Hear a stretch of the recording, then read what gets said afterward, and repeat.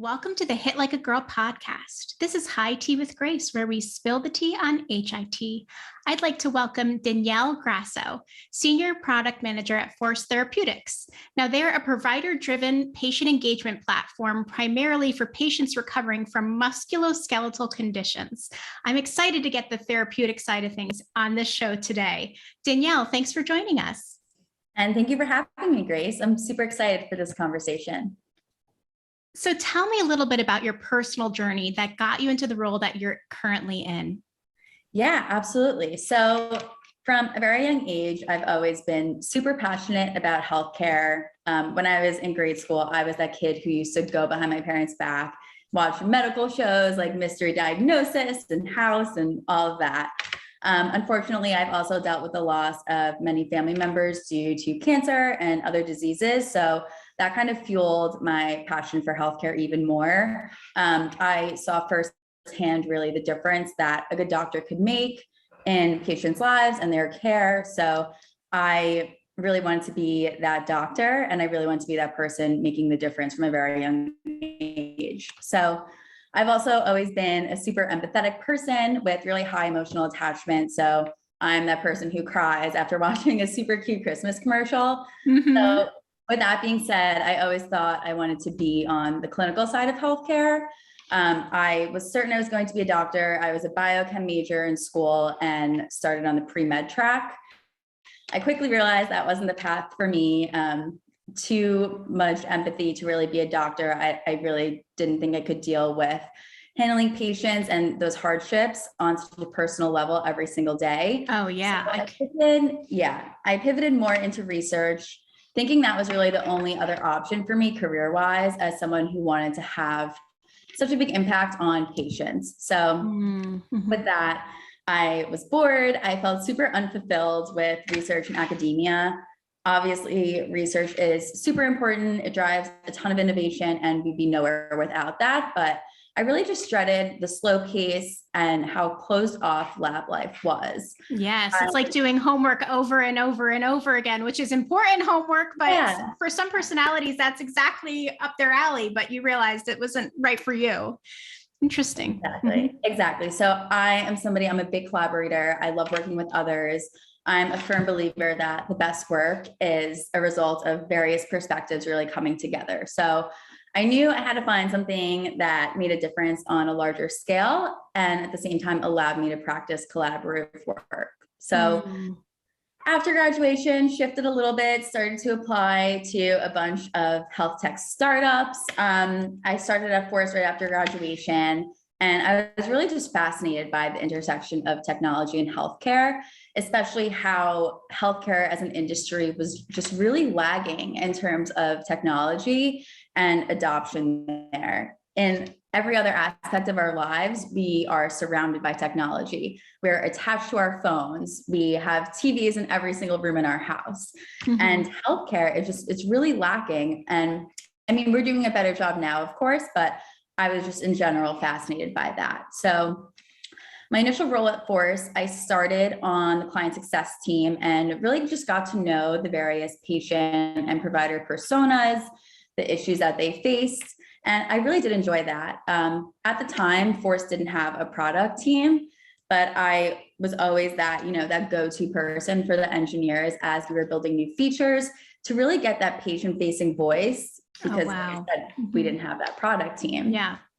So as it grew as a company, we hired Chris Young, who's now our head of products. We always joke around that he kidnapped me to the product team after seeing my passion for the patient users of our product. So that was about 2 years ago, and I am absolutely in love with my current role. It's a challenge in the best way every single day.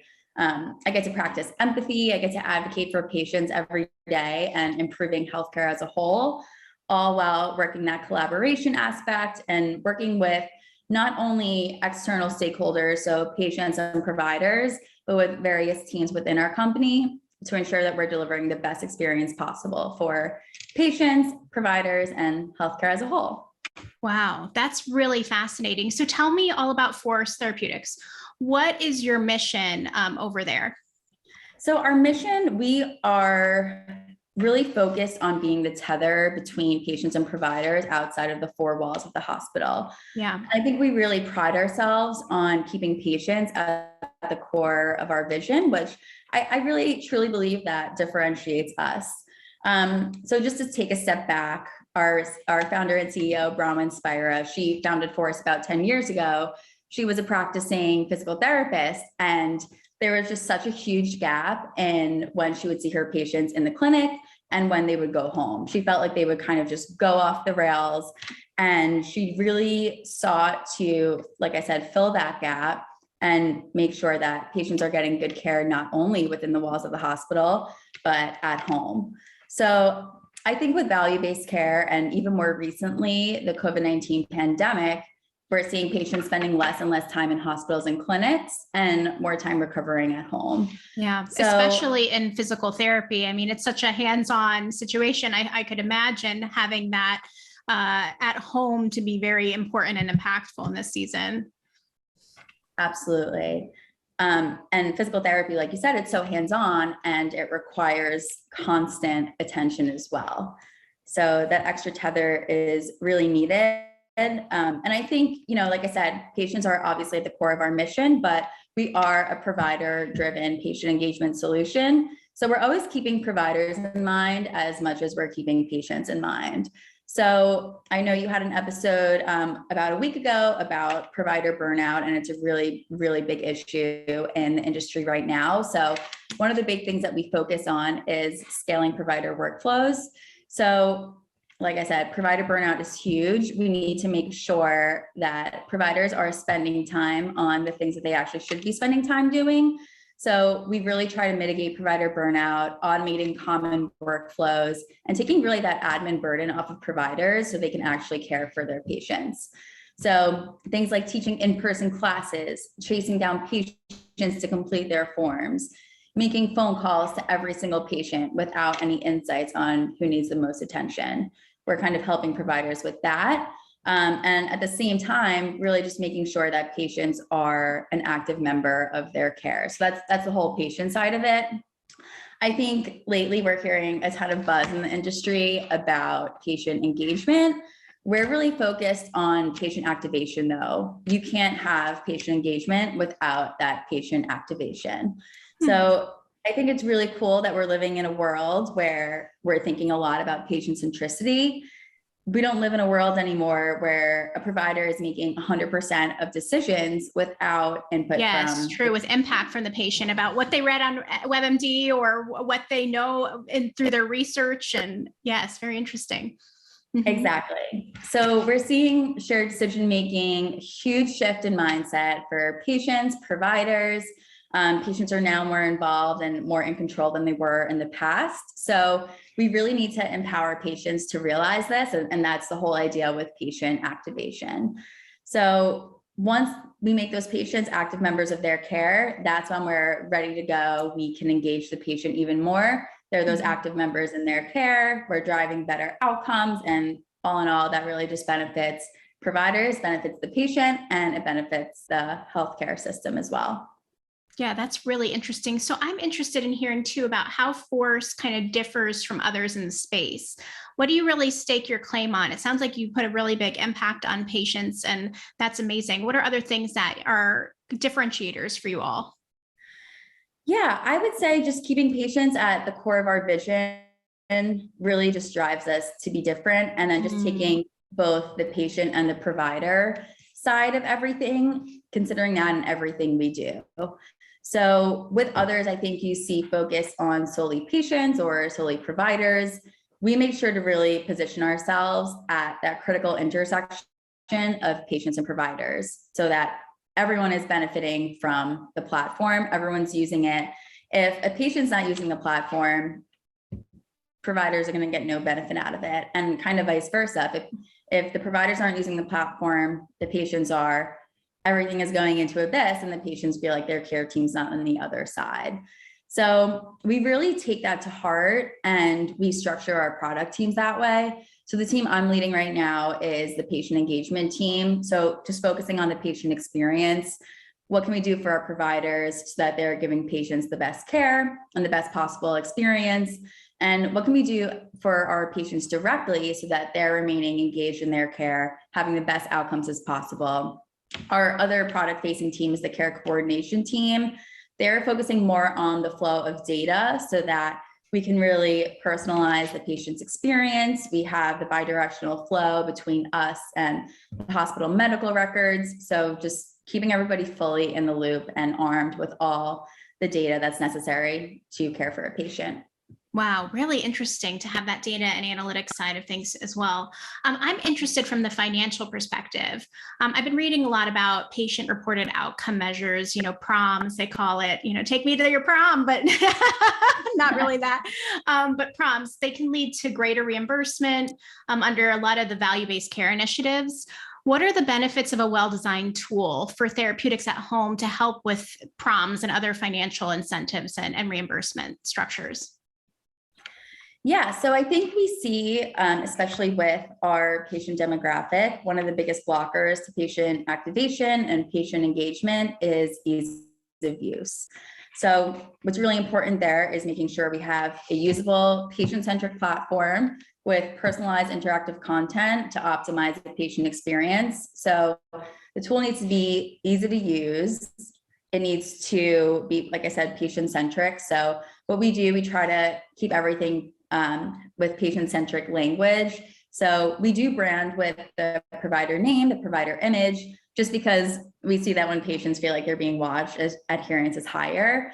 But in general, it's really important for the patient to know that everything that they're doing is to benefit them. Once they have that, and once they have a personalized experience, they're more likely to be compliant. We have higher engagement. We also see that it's really important to manage patient expectations. So giving them the information, so you have this many forms to complete. You have these many days to complete your forms, just so they're not feeling bombarded with everything that they're getting. They get a ton of education, they're doing their exercises, they have forms. So in this recovery period, it's really important that we do manage those patients' expectations so that it's more digestible to them and they can manage everything on their own. Yeah, that makes a lot of sense. So I'm wondering, what are some of the challenges that you all are noticing for the adoption of virtual therapeutic solutions? Do they differ from other solutions that, manage chronic conditions per se, or others that are out there? Yeah, that's really interesting. I think the biggest challenges that we face are overall compliance and remote patient monitoring, which is why we're so invested in the patient activation so that we can make sure all of that's happening.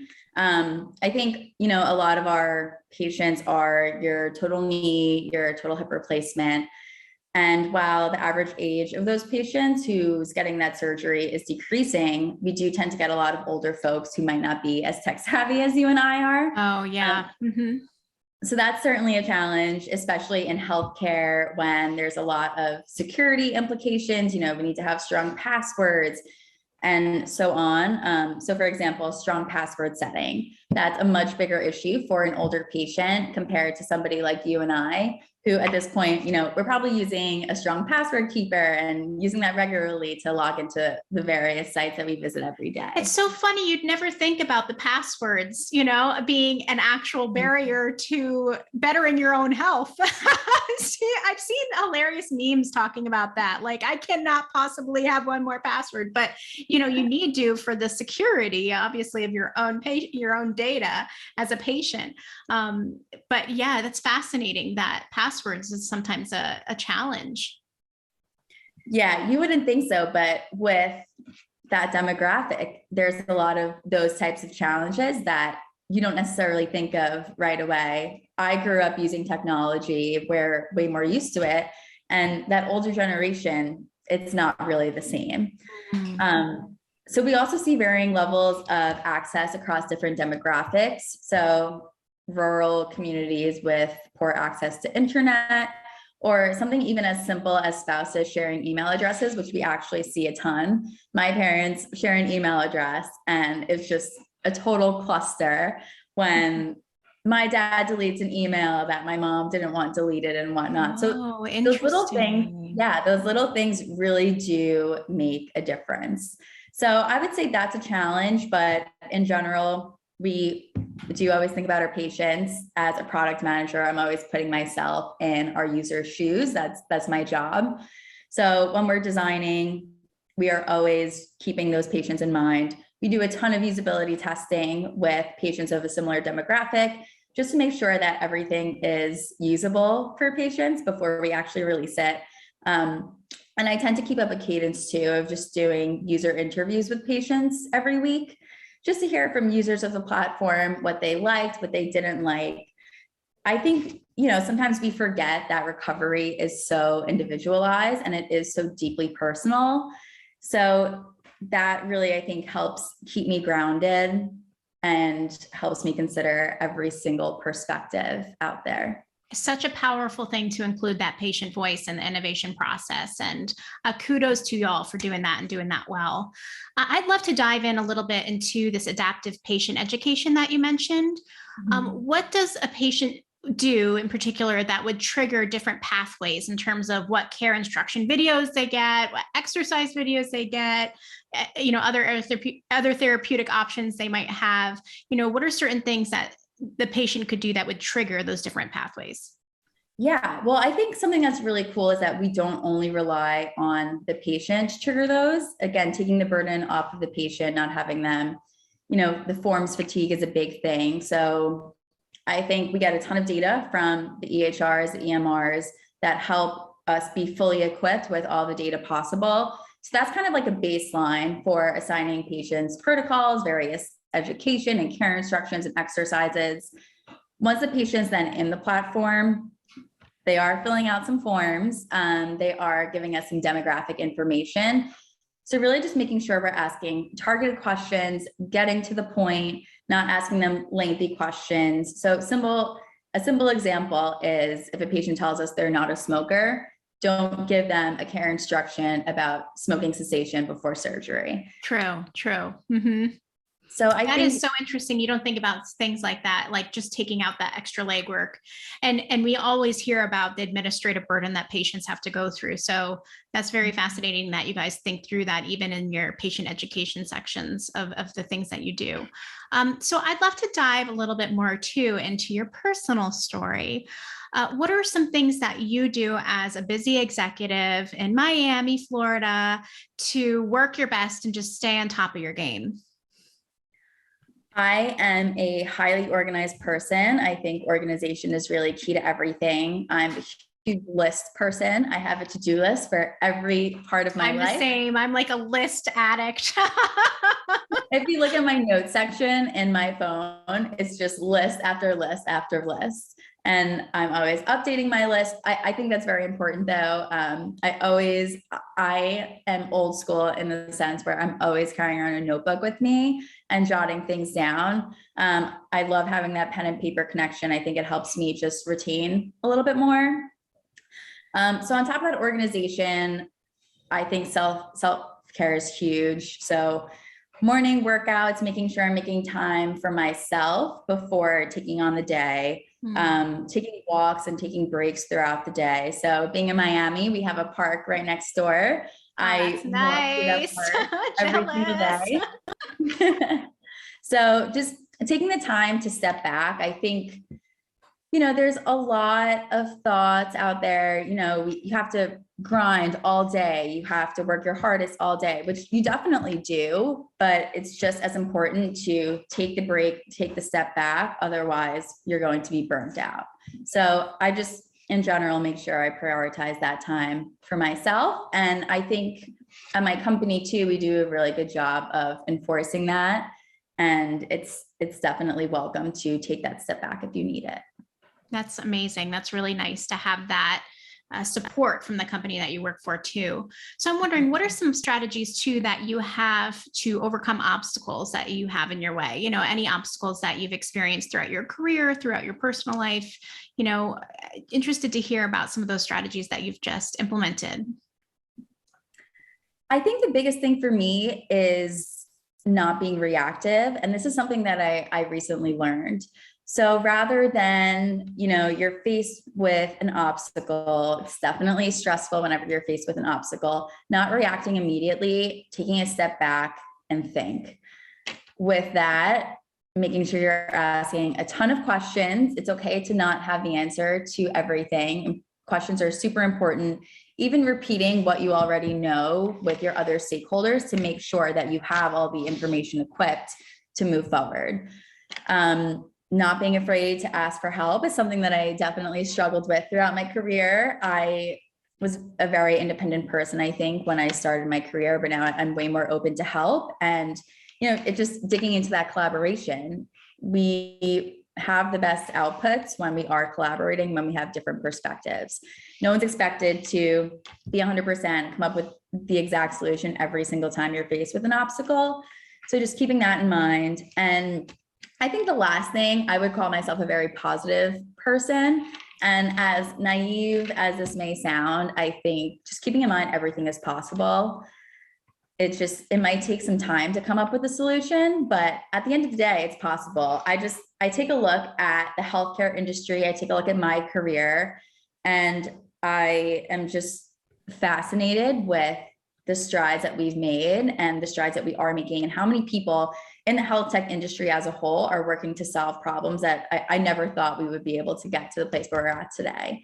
So that, for me personally, that's really big. I love that positivity. And you know what? There are plenty of cynics, and they're wonderful too. Us positive people love you cynics because you give us things to think about and come up with solutions for. So it's fantastic to have a mixture of optimism and cynicism in a way that is beneficial for companies and the healthcare industry as a whole. So good for you. I love your positivity. Keep it up. Thank and you. I'm wondering, as a positive person, do you have advice for women looking to follow in a similar career path as you in this industry? We have quite a few women who are looking for mentors and things in our community, and they're always interested in advice for what they could do to follow a similar path that you might have followed. Yeah, I think being curious is the best quality you can have in this industry. So whether that curiosity leads you to a Google search, whether it leads you to a new newsletter or a new podcast to subscribe to, all of that, there are so many resources out there. So if you're listening in on all of those, you're exposed to so much more, so many other thoughts from people in the industry. I think thinking back to my personal journey, like I said, I didn't realize health tech was going to blow up. I thought the only options I had for somebody so passionate about patient care was being a doctor and conducting research. So I just think about how fascinated I was when I started learning more about health tech. So I would say networking is really important. Talk to people. Don't be afraid to get your hands dirty. Message someone on LinkedIn. Reach out to a family friend or a friend of a friend who's in healthcare or doing something that you think you might be interested in. Worst case scenario, you realize you're not interested in it. And I think just don't be afraid to take that leap into doing something that you think you could be interested in. That is great advice. Be curious, network. And now, if our listeners want to network with you, where can they find you online? So they can find me on LinkedIn. My name is just Danielle Grasso, first name, last name. I'm not active on Twitter, but my boss has been trying to encourage me to be active in the product manager Twitter world. So you might see me there soon, but mostly you can connect with me on LinkedIn, and feel free to message me and network with me. Terrific. Before I forget, did you happen to bring tea with you today? I did. I love your mug. Now tell me about it. Thank you. So this is actually a gift from a really close family friend when my fiance and I got engaged last year. Congratulations. Thank you so much. So overall, she bought it for us. She said the sunflowers are just like super positive. They reminded her of me, which I thought was great. On top of that, the mug is also massive. I don't know if you can tell from here. We love a hefty mug. Full of tea or coffee? Which one? So right now it's full of tea. I am a huge coffee drinker. I do love drinking tea as well, though. So the massive mug is really important for me. When I wake up, I need my cup of coffee, and it keeps me going throughout the day. Well, thank you so much, Danielle, for joining us today. It was such a pleasure to have you on. Thank you. It was such a pleasure speaking with you. And thanks to you folks for joining us. Check out the Hit Like a Girl podcast website and YouTube page for more great guests just like Danielle today. Cheers.